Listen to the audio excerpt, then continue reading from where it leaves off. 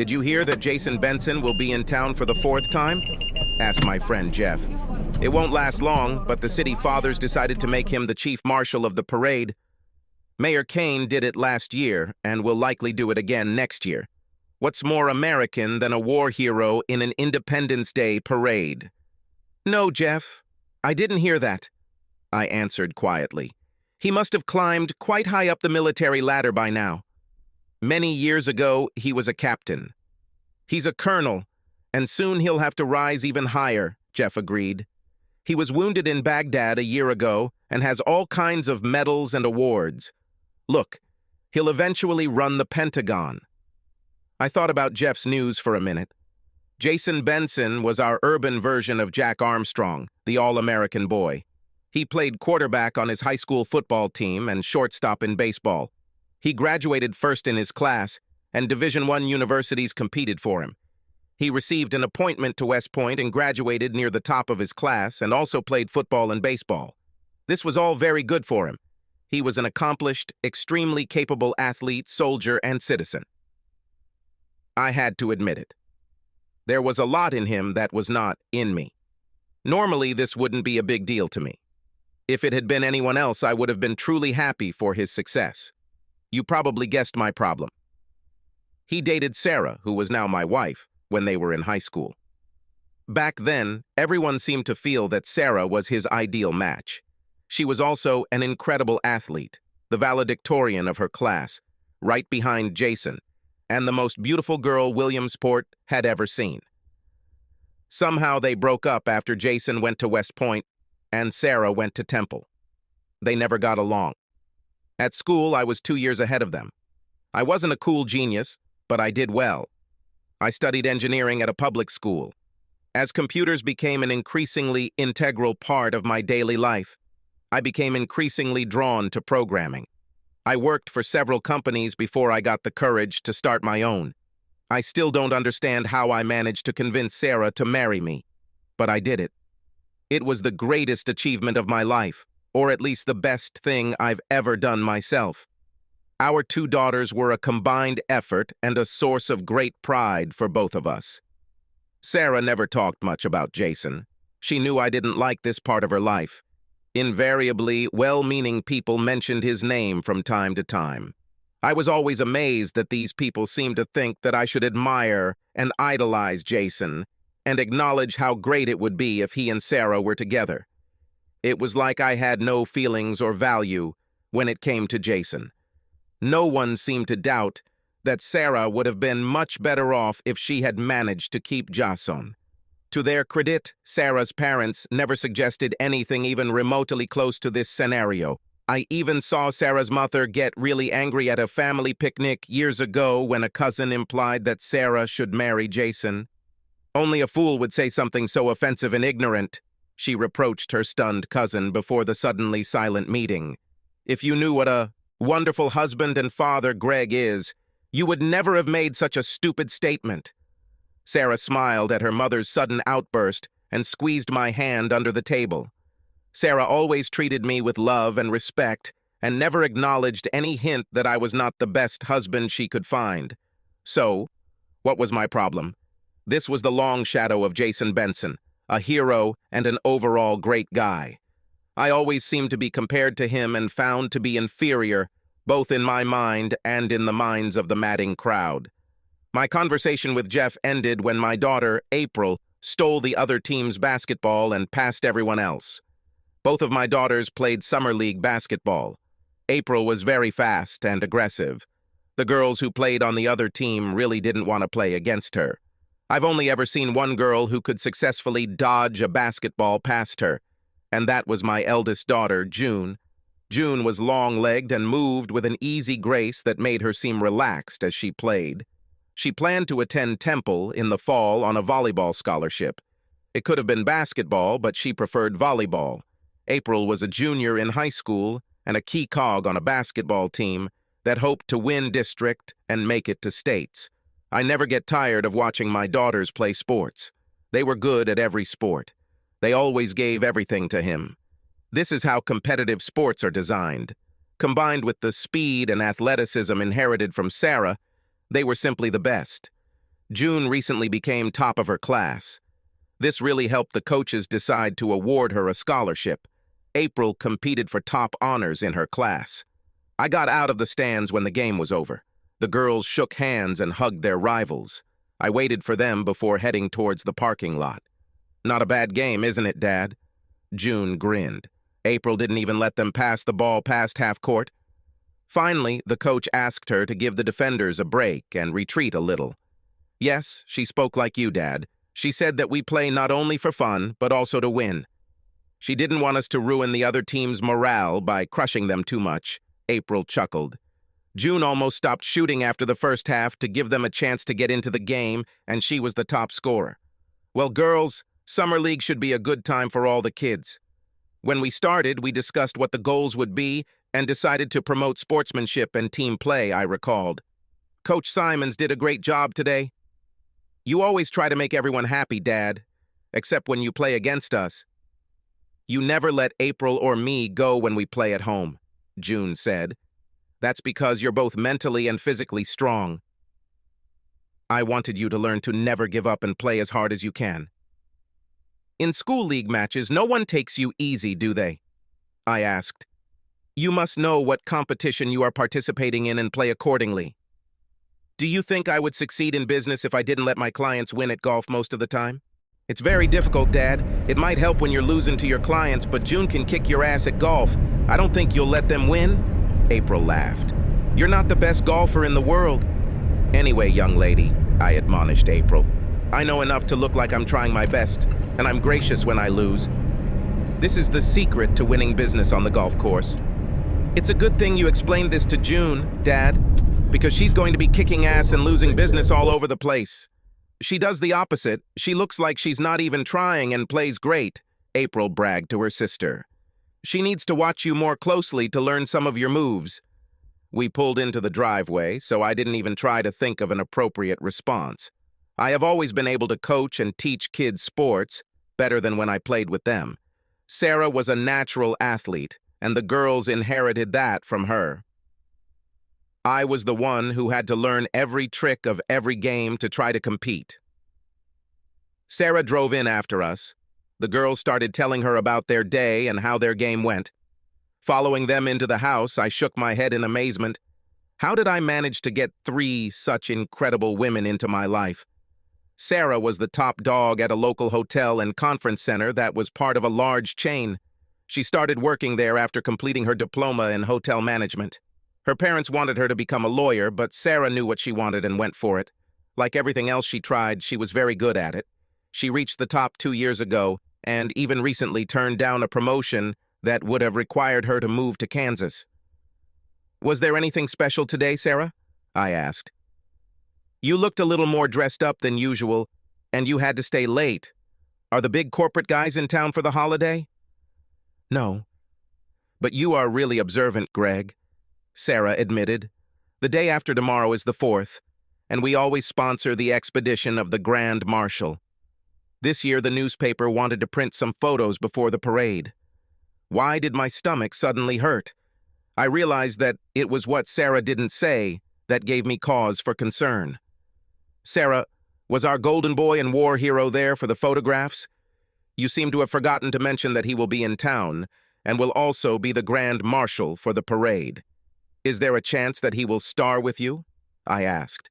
Sarah played with her hands and looked to see if there were any girls in the room. She rarely showed nervousness, so this caught my attention. "Jason was there, Greg. Our hotel donated a suite for our local military hero. It's just good public relations. His parents left Williamsport several years ago. He had nowhere to stay. We decided to donate the apartment to a local man who was wounded in the service of our country and serves as Grand Marshal for the 4th of July parade," Sarah reasoned, her voice rising slightly. "It's just good business and there's no reason to worry about it." "Then why are you so worried?" I answered immediately. "Not really. Well, maybe a little," Sarah conceded. "We just always tried to avoid the topic of Jason. I know how you feel about us dating in school, and how annoying it is when people, even after all these years, continue to throw his name around at you and me. It's strictly business, Greg. You are my husband and the only man I love or have ever loved. You must believe. It's very nice to hear this from you, Sarah, and I want to believe you. The question that comes to mind is this. Why did you feel the need to hide information about Jason's return from me? I just told you that I know this is a sore subject, and I didn't want you to worry or get upset. Sarah reasoned. He just doesn't mean anything to me. In that case, I shouldn't have any reason to be upset, and certainly you shouldn't have any reason to hide any information from me, right? I asked. Well, no, Greg, not really. I'm glad we're discussing all this openly. It seems like Jason's ghost has been hanging over us ever since we got married. Or longer, I added. So, are there any other events planned with the participation of Marshall? Colonel Benson will be the commander-in-chief at the parade, and the next day at an informal reception at the hotel, Sarah admitted. The hotel will provide snacks and drinks, and people will have the opportunity to ingratiate themselves with him. I assume you will be the mistress of this ingratiation? I asked. Yes, Greg. I'm the caretaker at the hotel. This is part of my job. If anyone's going to reap the rewards of goodwill and push, it's damn well me, Sarah said. Do you have any problems with this? I don't think it matters, Sarah. The die is cast and plans are made. I have not been privy to them, but I will survive as long as what you tell me is true. He doesn't mean anything to you, right? You're not going to stare obsequiously like a gentle doe, are you? Sarah showed clear signs of annoyance at my statement until she caught my little pun. Then she broke into a smile and hugged me. Greg, I love you so much. You're the only male who's ever attracted that doe's gaze or any other part of her body. She laughed. I hope this applies to everything, not just your eyes, Sarah, but also everything that may be one of a kind. I smiled. You know that's all I have, honey, Sarah cooed. It's all unique, and it's all yours. As we walked through the living room, we explained to the girls that we were too tired to eat and were going to bed. They'll have to make do with what's left of last night's roast beef. Too tired? June laughed. Then we better cover our ears. Last time you were so tired, you kept us up half the night. Oh my God. Sarah blushed when I closed the door to our bedroom. Maybe it's better for us to wait until the girls fall asleep. We don't want them to think we're doing this. They already know that we do it, as you put it, Sarah, I noted, touching her gently. They think we're in love. Well, we're not misleading them, Sarah sighed, unbuttoning the buttons on my shirt. Just don't make me moan so loudly. The next evening, I casually asked Sarah how her day was while she was preparing dinner. She knew I was really asking about Jason and if anything had happened between them. Everything went well, Greg. Jason has become even more determined and energetic than in high school. I think being an officer and going to war honed his natural leadership skills, Sarah replied. Sarah, let's get something straight right now, I quickly replied. When I told you that I expected you to be open and honest about Jason, I sure as hell didn't mean for you to tell me what an incredible guy he is. I want to hear your honest opinion about what a pompous ass he is, and how glad you are that you married me. That's the kind of honesty I'm looking for here. Greg, this guy may be an Army Ranger and a war hero, all tan and lean and tougher than an old piece of raw hide, but he's no match for you. This is more like the truth. Tell me more, I asked. Of course, the President of the United States called Jason this afternoon, congratulating him and thanking him for his meritorious service. But 2 years ago, you were Vice President of the Elks Club. Jason isn't even a member of the club. Sarah started with a straight face. I see. I nodded. This damn guy probably thinks he's too good for the club. He will certainly never achieve the status of treasurer of a football club. What a loser. That's exactly what I was thinking, dear, Sarah agreed. Tomorrow after the parade, he'll probably ruin his interview with Fox News too. The book he is working on will be very boring. There is a high probability that he will not become a general before 50. That's what I'm talking about, I almost shouted. I have to admit, Greg, it really helps when we tell the truth and discuss things like adults, Sarah laughed. No guy compares to my boyfriend. I grabbed Sarah, pulled her to my chest, and hugged her tightly. When she raised her head to look at me, I pressed my lips firmly to hers. Sarah answered, and her mouth began to open slightly to give me access. "Why don't you two get a room?" April moaned as she entered.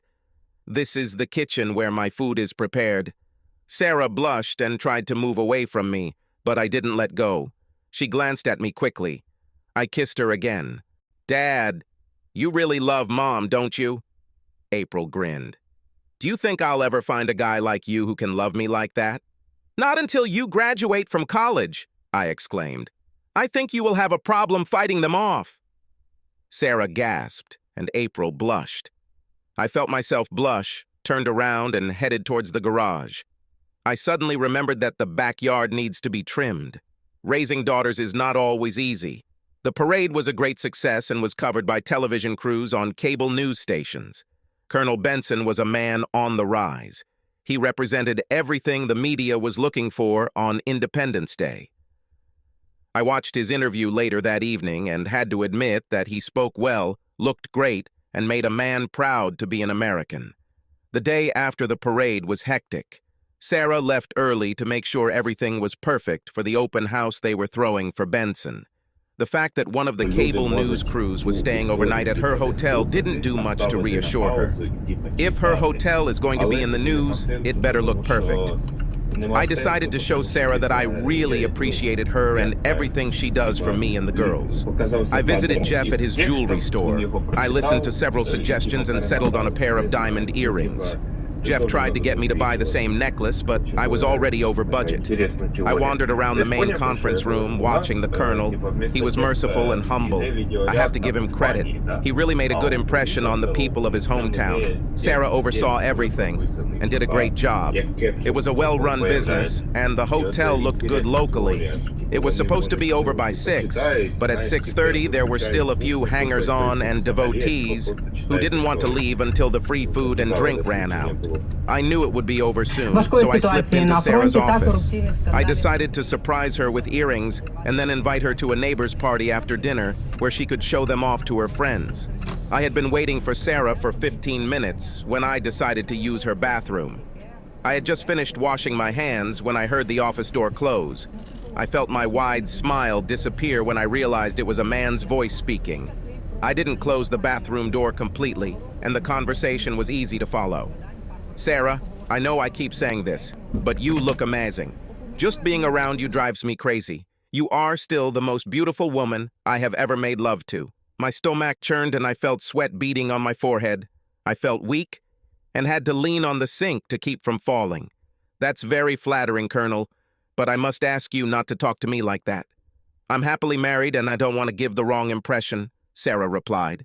"It was more than 20 years ago, and it's better to forget." "Sarah, I know you still feel something for me." "I've seen it the last few days while we've been working together, and please call me Jason," the nasty bastard hero replied. "The only reason I agreed to spend my holiday here was to see you again. I have to say it was worth it. I'm sure you wanted the people in your old hometown to have the pleasure of seeing you here in the parade, Jason.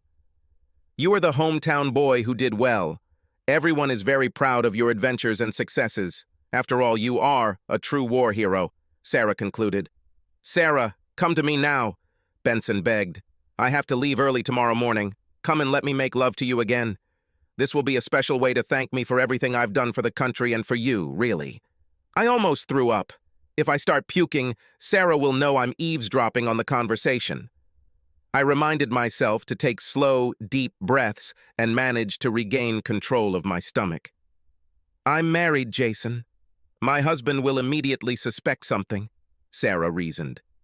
"He would be extremely upset, to say the least." I saw him hanging around Sarah.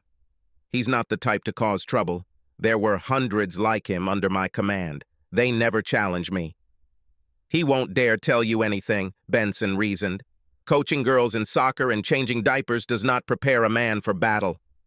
I heard the contempt in Benson's voice as he chuckled at his own remark. He didn't seem to have much respect for me. "Jason, why don't you stay a few more days if you want to see me more often?" asked my devoted wife. "I can leave your room without hassle and for free." "I can't, Sarah. I have been ordered to report to Washington tomorrow. It's all part of climbing the corporate ladder. I've put more than 20 years and a lot of blood into this business, and I'm already close to it. I'm sure I don't want to ruin everything at this point. Is it true that you Rangers have something like never leaving your comrade behind, Jason? Sarah asked with too much enthusiasm to satisfy me. Absolutely right, Sarah. We take an oath and live by it. Without that trust and knowing that our brothers had our backs, we would never have been able to survive, Jason replied with obvious pride. Let's go to my room, Sarah. You have the chance to have a real hero make love to you tonight. That's very tempting, Jason, Sarah replied. There are just a few things that I don't quite understand. Maybe you could explain them to me first? Of course, Sarah, Jason answered quickly. I will be happy to explain everything so that we can quickly move on to a sweet night. Well, Jason, let's start with this. Why do you think that you are so much better than my husband? I know that you trained, went to war, and were decorated many times. Do heroes have to have medals and badges to be a hero? I don't think I understood the question, Benson answered slowly. Your husband never risked his life. He never went to war. He hid behind your skirts, coached girls' soccer, and went to parent-teacher conferences. He really didn't do anything very brave. Greg took over our daughter's soccer team when the coach broke his hip in a car accident and no one else wanted to. He didn't even know the rules, Sarah continued. He studied books and read something on the internet to do this. He had a hard time and made some mistakes, but he kept the team together. He did this for our daughters and the other girls on the team. Greg helped take care of my father after his stroke so that my mother could get some rest. He was never particularly close to his father, but willingly bathed and fed him. What is the reason? Because he loves me. He's my hero, Jason, Sarah said. I'm sure he's a good guy, Sarah. I didn't mean to humiliate him. It's just that, after what I've done all these years, it's hard to have too much respect for men who don't do what I do, Benson replied. That's not a satisfactory answer, Jason. Greg worked nights for a year so he could attend girls' events. He worked 2 jobs over the next year so we could save enough money for a down payment on our house. He caught our daughter June smoking in the garage with a couple of her friends when she was 16. He put her on his knees in front of them and gave her a good spanking. She cried, said she hated him, and ran to her room. He didn't sleep all night. He was so worried about her. The next day she apologized and promised never to smoke again. Then she hugged him, Sarah recalled. This is how a man raises his family, Jason. My next question is this. How could you ask me to renounce my vow? You are so proud of your life and are ready to risk it. But you easily invited me to break mine, Sarah said more than hotly. You despise those who break their oath and then ask me to break mine. Then you tell me that you've invested so much time in your career and you don't think I'm worth the risk of losing it, Sarah continued. What about my career and investments? You wouldn't think twice about asking me to risk losing my job and ruining my marriage while you brag to me about your successes? Do you really despise me and my life so much? Is this beneath your dignity? Haven't I spent 20 years building my life, my marriage, my career? She demanded. When you say that, Sarah, I realize that I may have gone a little overboard. You're just so beautiful, and we have such wonderful memories, Benson replied nervously. These wonderful memories belong to you, not me, Jason, Sarah replied. I remember how I regretted that I could not give Greg the honor of being my first man. I remember how self-centered you were. I remember breathing a sigh of relief when you left for West Point and rarely returned to Williamsport. These are my memories. Wow. I had no idea you thought that way, Sarah, Benson replied dryly. If you allow me, I'll go. With these words, I heard the door open and close rather abruptly. I stayed in the bathroom, afraid that Sarah would come in and realize that I had heard the entire conversation. Luckily, I heard the office door open and close again. She left. I waited until I was sure everything was clear and headed to my car. I called Jeff as I walked across the parking lot. I was in the kitchen helping the girls prepare dinner. I sat on pins and needles and waited impatiently when Sarah came in. Sarah, I'm so glad you're home, I exclaimed, hugging her to me. Greg, I was just finishing up some paperwork, Sarah explained. It's not that I didn't do anything. I pressed my lips to hers and pressed her tightly to my chest. My heart felt like it was about to burst. After a few minutes, I pulled my lips away from Sarah. "Wow, Dad is very glad to see you, isn't he, Mom?" June laughed. "I hope my husband will greet me the same way after 20 years of marriage." Sarah looked at me intently. I could tell she was trying to pinpoint why I was so glad to see her and why I didn't seem to need any explanation for being late. "June, I hope you find a husband like mine," Sarah agreed. "He is full of surprises and loves his family very much." I pulled out a small, beautifully wrapped package from my desk drawer and handed it to Sarah. She carefully took it from my hands and stared at it. "Mother, open up!" April exclaimed. "I want to see what it is." Sarah's hands seemed to tremble as she pulled on the wrapper. She threw away the paper and picked up the box. Then she slowly opened it. 3 pairs of eyes began to water at the same time. Oohs and ahs filled the room.